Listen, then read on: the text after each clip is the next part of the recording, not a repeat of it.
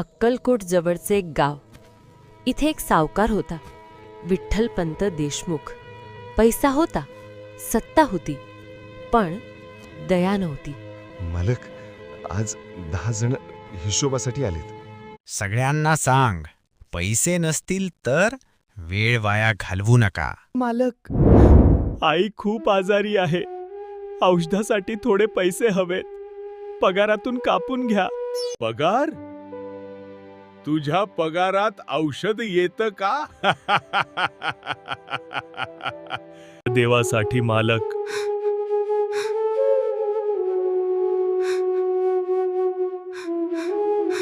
इथे देव नाही, इथे फक्त हिशोब चालतो.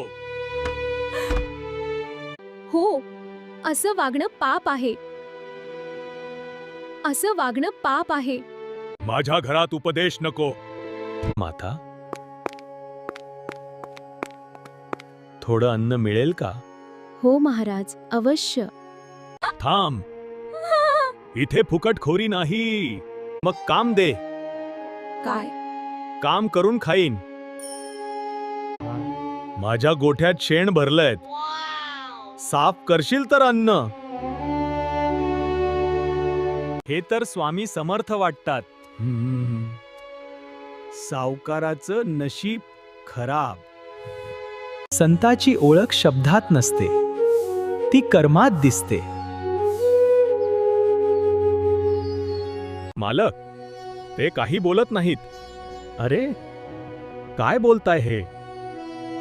बोलू दे नको. काम झालं की हाकलून दे. काम झालं. अन्न. आता अन्न. अन्न संपलं. काही वेळा मौनच सर्वात मोठा उपदेश असतो. त्या रात्री निसर्ग साक्षीदार झाला. जे माणूस विसरतो ते निसर्ग आठवण करून देतो. अगं लक्ष्मी, हे काय झालं? अहंकार जेव्हा मोडतो हा, तेव्हा सत्य दिसायला लागतं. तो साधा फकीर नव्हता. दैव ओळखायला उशीर झाला, पण इशारा मिळून गेला. स्वामी, माझा अहंकार माफ करा.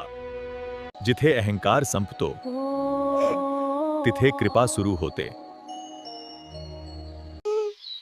मी अंध झालो होतो पैशाच्या गर्वाने. अहंकार माणसाला आंधळ करतो, पण पश्चात्ताप त्याला परत माणूस बनवतो. लक्षात ठेव,